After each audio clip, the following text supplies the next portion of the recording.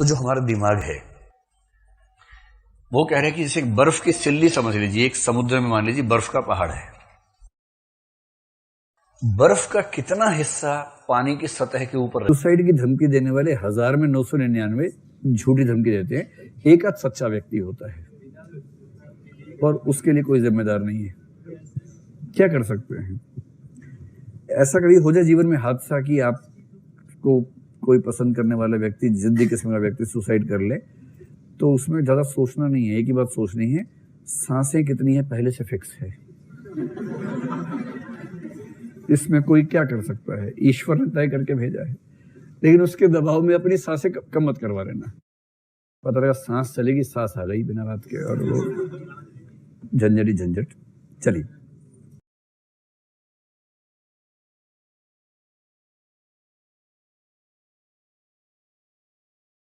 सफेद दाढ़ी वाले बाबा थे तो गरीब और वृद्ध, लेकिन नगर का राजा भी बाबा से जलता। और फिर कुछ ऐसा हुआ कि देखते ही देखते सफेद दाढ़ी वाले बाबा पूरे नगर में प्रसिद्ध हो गए। ये कहानी है सुंदर नगर में रहने वाले सफेद दाढ़ी वाले बाबा की, जो जंगल की लकड़ियां बेचकर जीवन यापन करते। वे गरीब थे, लेकिन बाबा अपनी विचित्र बातों और सफेद घोड़े के लिए जाने जाते थे। बाबा के पास सफेद रंग का बहुत सुंदर घोड़ा था। ऐसा घोड़ा पूरे नगर तो क्या, आसपास के राज्यों में भी नहीं था, जिस कारण राजा भी दाढ़ी वाले बाबा से ईर्ष्या करता। कई अमीर लोगों ने घोड़े को खरीदने की कोशिश की। राजा ने भी कई बार सोने के सिक्कों के दाम लगाए, लेकिन दाढ़ी वाले बाबा पर किसी प्रलोभन का असर न हुआ। बाबा एक ही बात कहते, ये घोड़ा सिर्फ घोड़ा नहीं है, मेरे परिवार का सदस्य है, ये कोई संपत्ति नहीं है। मैं धन के लालच में घर के सदस्य को नहीं बेच सकता। एक सुबह बाबा ने देखा कि घोड़ा अस्तबल में नहीं है। बाबा ने इधर उधर ढूंढा, लोगों से पूछताछ की, पर घोड़ा नहीं मिला। खबर पूरे नगर में फैल गई। बहुत सारे लोग इकट्ठा हुए और जले पर नमक छिड़कते हुए बातें करने लगे। हमें तो पहले से ही पता था कि किसी दिन घोड़ा चोरी हो जाएगा। ये बाबा बहुत गरीब और कमजोर हैं, भला इतने कीमती घोड़े की रक्षा कैसे करते? एक आदमी हंसते हुए बोला, बाबा तुम्हारा बहुत नुकसान हो गया, इससे बुरी किस्मत क्या होगी? अगर घोड़ा राजा को बेच देते तो अच्छा खासा धन मिल जाता और बुढ़ापा भी आराम से कट जाता। बाबा ने किसी की बात पर रिएक्ट नहीं किया, बस एक बात कही, जो है सब ठीक है। सच केवल इतना है कि घोड़ा अस्तबल में नहीं है, बाकी आगे देखेंगे। इस बात को 1 महीना गुजर गया। फिर अचानक एक रात घोड़ा वापस लौट आया। घोड़ा चोरी नहीं हुआ था, वो जंगल भाग गया था। पर आश्चर्य की बात यह हुई कि घोड़े के साथ उसी नस्ल के 1 दर्जन घोड़े और आ गए। खबर फिर आग की तरह नगर में फैल गई। लोग इकट्ठे हुए और बाबा से बोले, आप सही थे, घोड़े का जाना दुर्भाग्य नहीं था, यह तो वरदान साबित हुआ। आपके तो वारे न्यारे हो गए, अब तो आप घोड़ों के व्यापारी बन सकते हो। बाबा शांत रहे, बोले, सत्य ये है कि घोड़े के साथ 12 घोड़े और आए हैं। जो है सब ठीक है, बाकी आगे देखेंगे। बाबा के जवान बेटे ने जंगली घोड़ों को सिखाना शुरू कर दिया, लेकिन 1 हफ्ते के बाद ही लड़का जंगली घोड़े से गिरा और एक पैर से लंगड़ा हो गया। लोग फिर इकट्ठे हुए और दुख जताते हुए बोले, बाबा आपके साथ बहुत बुरा हुआ है। 12 घोड़े मिलना आशीर्वाद नहीं अभिशाप था। आपके एक लौते बेटे का पैर टूट गया, अब इसकी शादी कैसे होगी? बेचारे की किस्मत खराब है। लेकिन बाबा पर लोगों की बातों का असर न हुआ। बाबा ने कहा, सत्य ये है कि बेटे ने पैर गंवाया है। ये भी सत्य है कि अब मुझे बुढ़ापे में उसकी मदद करना है, लेकिन जो है सब ठीक है, बाकी आगे देखेंगे। कुछ समय बाद राजा के दुश्मनों ने विशाल सेना के साथ नगर पर हमला किया। अचानक हुए आक्रमण से राजा की सेना कमजोर पड़ने लगी, इसलिए नगर के सभी युवकों को बलपूर्वक सेना में ले जाया गया। लेकिन लंगड़ा होने के कारण दाढ़ी वाले बाबा का बेटा बच गया। लोग रोते बिलखते बाबा के घर इकट्ठे हुए। लोगों ने दाढ़ी वाले बाबा से कहा, बाबा आप सही थे, बेटे का पैर टूटना आपके लिए आशीर्वाद साबित हुआ। उसे युद्ध में नहीं जाना पड़ा, लेकिन हम सब बहुत परेशान हैं। हमारे बच्चे चले गए, अब पता नहीं कब लौटेंगे। बाबा हम सब जानते हैं कि आप सुख दुख में सम रहते हो, हमारी मदद करो। बाबा ने कहा, सबसे पहले सत्य को समझो। सत्य केवल ये है कि आपके बेटे मातृभूमि की सेवा में गए हैं। शायद आपकी मर्जी नहीं थी, फिर भी गए हैं। बाकी ये दुर्भाग्य है या आशीर्वाद ये कोई नहीं जानता। बाबा कहते हैं दूसरी बात, आप लोग जब तक होनी को अच्छा या बुरा कहने की आदत नहीं छोड़ोगे तब तक परेशान होते रहोगे। किस्मत का क्या ध्यान रखना, अगर ध्यान रखना है तो अपने कर्मों का रखो, अपनी सोच का रखो और मस्त हल्के बने रहो। दोस्तों, ये कहानी ओशो की कहानियों से प्रेरित है। ओशो कहते हैं फायदा, नुकसान या किस्मत ये होनी का छोटा हिस्सा है। जैसे एक लाइन पढ़ के तुम पूरी किताब नहीं समझ सकते, वैसे ही एक घटना के दम पर तुम जीवन के अच्छे या बुरे का फैसला कैसे कर सकते हो। ओशो कहते हैं जो हमारे बस में नहीं होता हम उसके बारे में राय बना लेते हैं और बेमतलब के जजमेंट देकर परेशान होते हैं। जीवन की छोटी छोटी घटनाओं को लेकर निष्कर्ष मत निकालो, बल्कि इस पल में रहो, इस पल में जीवन है और मस्त रहकर अपना काम करो। स्वामी विवेकानंद माइंड कंट्रोल के लिए कहते हैं कि आपको जो भी मजा चाहिए वो अपने लक्ष्य में ढूंढिए, तब जाकर मन भटकना बंद करता है। चाहे वो कॉम्पिटिटिव एग्जाम हो या किसी नए प्रोजेक्ट को शुरू करना या फिर जिम जाकर वजन कम करना।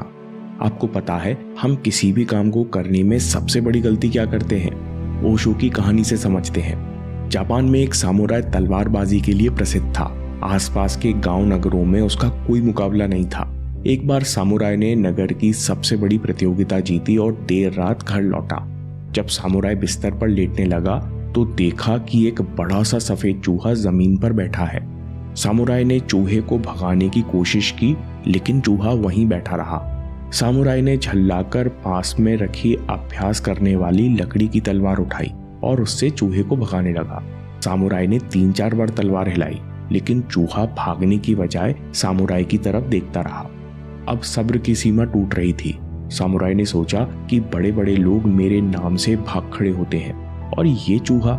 सामुराई ने क्रोध में आकर चूहे को मारने के लिए जोर से वार किया, लेकिन चूहा जरा सा हट गया और लकड़ी की तलवार के 2 टुकड़े हो गए। तलवार टूटी तो सामुराई थोड़ा घबरा गया। आज तक कभी ऐसा नहीं हुआ कि मेरा वार चूका हो। सामुराई ने कटाना म्यान से निकाली, लेकिन अब उसके मन में अजीब सा डर था। उसने 2 मिनट चूहे को देखा, फिर हिम्मत की और पूरी ताकत लगाकर कटाना चलाई। चूहा फिर से हटा, कटाना जमीन से टकराई और इसके भी 2 टुकड़े हो गए। अब सामुराई को लगने लगा कि ये कोई साधारण चूहा नहीं है। वो उसी रात चुपचाप शिकारी दोस्त के पास गया। उसने तलवार टूटने की सारी बात बताई। शिकारी ने कहा, जंगल में ऐसे कई किस्से सुनने मिलते हैं जहां दुश्मन शक्तियां जानवर का रूप ले लेती हैं। मैं कल सुबह चलकर देखूंगा, आज तुम यहीं विश्राम करो। शिकारी दोस्त सामुराई के घर आया। उसने कटाना के टुकड़े टुकड़े देखे तो वो घबरा गया। चूहे को भगाने की कोशिश की, लेकिन वो भी असफल रहा। अब तो ये बात आग की तरह पूरे गांव में फैल गई। लोगों को चर्चा करने का नया विषय मिल गया। बातों ही बातों में पता लगा कि जिस घर में सामुराई रहता है, पहले उस घर में एक सेठ को मारा गया था। जरूर इस घर में खजाना गड़ा है और जरूर इस चूहे में उसी सेठ का साया है जो अपने खजाने को बचा रहा है। इसके बाद सपेरा और अन्य लोग आए, लेकिन चूहे को पकड़ नहीं पाए। सामुराई ने ऐलान किया कि जो चूहे को पकड़ लेगा मैं उसे इनाम दूंगा। इनाम की बात सुनकर वहां एक व्यापारी आया और बोला, मैं कल एक खास इंसान को लेकर आऊंगा, आपका काम हो जाएगा। अगले दिन व्यापारी एक आदमी को लेकर आया। वेशभूषा से ये नया आदमी साधारण दिख रहा था। गली के बाहर बहुत लोगों ने समझाया कि अगर जान प्यारी हो तो वापस लौट जाओ, यहाँ एक जादुई चूहा है। लेकिन वे दोनों घर के अंदर गए और 5 मिनट में चूहे को मार लाए। उनके बाहर आते ही लोग हैरान होकर सवाल पूछने लगे, तुमने ये कैसे किया? क्या तुम्हें डर नहीं लगा? क्या तुम जादू जानते हो? व्यापारी ने कहा, चूहा मेरे दोस्त ने पकड़ा और ये कोई जादूगर नहीं है, बल्कि पास के गांव में रहने वाला एक किसान है। दरअसल ये बचपन से ही बहरा है, इसलिए इस पर किसी की कहानियों और भ्रम का असर नहीं हुआ। लोग बातें करते रह गए और ये काम करके चला गया। दोस्तों, इस कहानी से बहुत सारे लेसन हैं, एक एक करके देखते हैं। पहला, प्रॉब्लम वो बनाते हैं जिन्हें कुछ करना नहीं होता। गांव वालों को और शिकारी को कभी से मदद करने में रुचि थी ही नहीं, इसलिए उन्होंने चूहे को भूत बना दिया। उसी तरह कोर्स बहुत सारा है, कोर्स बदल गया है, पैटर्न बदल गया है, डेट सही नहीं है, अब क्या होगा? कई स्टूडेंट्स और लोग इस तरह की बेकार की अटकलों में अपना समय लगाते हैं क्योंकि वो अंदर ही अंदर एग्जाम से डरते हैं। अगर 2 मिनट सोचा जाए तो कोर्स सबके लिए बदला है। इस बात को भूत मत बनाओ। अपनी स्ट्रैटेजी में बदलाव करो और काम शुरू करो। जब आप कॉम्पिटिटिव एग्जाम की तैयारी करते हो तो खुद अपनी अनियमितता और डाउट्स देखकर आपको समझ आता है कि सच में कंसिस्टेंटली एग्जाम की तैयारी करने वाले बहुत कम लोग हैं। ऐसे लोग बहुत कम हैं जो सच में खुद पर विश्वास करते हैं, जो बिना डिस्टर्ब हुए हर दिन अपनी क्षमता के 100% पर खेलने का मादा रखते हैं। इसलिए कभी भी पब्लिक के परसेप्शन पर यानी भीड़ की बातों पर भरोसा मत करो, क्योंकि भीड़ प्रॉब्लम को बड़ी करती है, उसे सॉल्व नहीं करती। लेकिन ऐसा क्यों है कि लोग प्रॉब्लम सॉल्व नहीं करना चाहते? इसका जवाब दूसरे लेसन में है। आप जितना खुद पर शक करते हो वो समस्या उतनी बड़ी लगती है। ओशो कहते हैं कि सामुराई तभी हार गया था जब उसने कटाना निकाली। जब कोई चूहे को मारने के लिए असली तलवार लेकर आता है तो उसकी हार निश्चित है। उसे खुद पर विश्वास नहीं है। उसने अविश्वास के कारण छोटी सी समस्या को खुद से बड़ा बना लिया है। ओशो ने कहानी क्यों सुनाई? क्योंकि ये बात अध्यात्म में भी सच है। ध्यान करना, अपनी सांस को देखना, अपने मन को शांत करना बहुत सहज अवस्था है जो हर जगह हर समय उपलब्ध है। लेकिन लोग करते नहीं, केवल बात करते हैं। एक चूहे को जादुई बनाते हैं कि मन बहुत परेशान करता है, मन से बहुत दुखी है, ओवर थिंकिंग से बाहर कैसे निकले। हम लोगों ने भी मन को भूत बना लिया है क्योंकि हम इसे शांत नहीं करना चाहते, थोड़ा थोड़ा मजा लेना चाहते हैं। इसलिए ओशो कहते हैं कि जो करना चाहता है वो खुद पर विश्वास करता है और कर जाता है। तीसरा लेसन है problem is solution in progress. Osho कहते हैं कि अगर भीतर कोई डर नहीं है, घबराहट नहीं है, तो इंसान विश्वास के साथ काम करता है और सफल भी हो जाता है। अपनी कल्पना में भी प्रॉब्लम को कठिन मत बनाओ। अगर आपको लगता है कि एग्जाम बहुत कठिन है तो आप कभी पूरे एफर्ट्स नहीं लगा पाओगे, बीच बीच में डाउट आता रहेगा। अपने ऊपर विश्वास कैसे पैदा करते हैं? उस डाउटलेस स्टेट को कैसे पाते हैं जहां पर आपको यकीन हो कि लक्ष्य और मैं एक हैं। विजुअलाइजेशन पर करीबन 3-4 वीडियोस हैं, सब एक एक करके देखिए और विजुअलाइजेशन के अभ्यास को अपने दैनिक जीवन का हिस्सा बना लीजिए। आपके समय से कोई वीडियो, कोई ऐप, कोई न्यूज़ कीमती नहीं है। मैं काम के किस्से लाता रहूंगा। ओशो अक्सर 2 साधुओं की कहानी सुनाते और कहते कि ये कहानी मुझे बहुत पसंद है। जापान के 2 फकीर, एक गुरु और एक शिष्य, दोनों जगह जगह गांव-गांव घूमते, सबको अध्यात्म का उपदेश देते। वे साल के 8 महीने घूमते और बारिश के 4 महीने वापस अपनी कुटिया पर लौट आते, क्योंकि आज से 500 साल पहले बरसात के समय नदी नाले भर आते और सारे रास्ते बंद हो जाते। भारत में आज भी साधु सन्यासी ऐसा करते हैं। वे 4 महीनों के लिए एक स्थान चुनकर रुक जाते हैं। इसे चतुर्मास कहते हैं। जब गर्मियों का मौसम निकल गया तब गुरुजी ने कुटिया लौटने का निश्चय किया। अगले दिन गुरु और शिष्य चल पड़े। आधा दिन चलने के बाद तेज आंधी चलने लगी, साथ में बारिश भी शुरू हो गई। दोनों भीग चुके थे। वे रास्ते में एक पेड़ के नीचे रुक गए। आंधी बहुत तेज थी। देखकर ऐसा लगता था कि इस आंधी में सब कुछ उड़ जाएगा। कुछ देर बाद बारिश बंद हुई तो गुरु और शिष्य झील किनारे पहुंचे जहां उनकी कुटिया थी। लेकिन ये क्या, आंधी में झोपड़ी की आधी छत टूट गई थी। आसपास कुछ पेड़ भी टूट गए थे। वैसे ही बहुत छोटी कुटिया थी, ऊपर से आधी छत टूट गई। बादल गड़गड़ा रहे थे। ऐसा लग रहा था कि आज रात भर बारिश होगी। कुछ ही देर में अंधेरा घिर आया। ऐसे में ना तो कुटिया की मरम्मत हो सकती थी, न ही कहीं और जाया जा सकता था। दोनों कई दिनों से यात्रा कर रहे थे। आज सुबह से कुछ नहीं खाया था। जवान शिष्य से ना रहा गया। उसके मुंह से निकला, ये देखो, जिस ईश्वर का हम दिन रात गुणगान करते हैं वही हमें ऐसी समस्या दे रहा है। हम तो सदाचारी जीवन व्यतीत कर रहे हैं तो भी आराम से नहीं सो पा रहे। गुरुजी कुटिया के अंदर आकर सफाई करने लगे, पर शिष्य बाहर खड़ा रहा। उसके मन में शिकायतें उफान मार रही थी। जब जीवन में यही सब देखना है तो मेरे ध्यान और प्रार्थना का क्या फायदा। अमीर, लालची, पापी ये सब अपने घरों में आराम से सो रहे हैं और हम सन्यासियों को छत भी नसीब नहीं होती। जब गुस्सा थोड़ा शांत हुआ तो अंदर गुरुजी के पास गया, पर गुरुजी को देखकर हैरान रह गया। उसने देखा कि गुरु हाथ जोड़कर आसमान की ओर देख रहे हैं।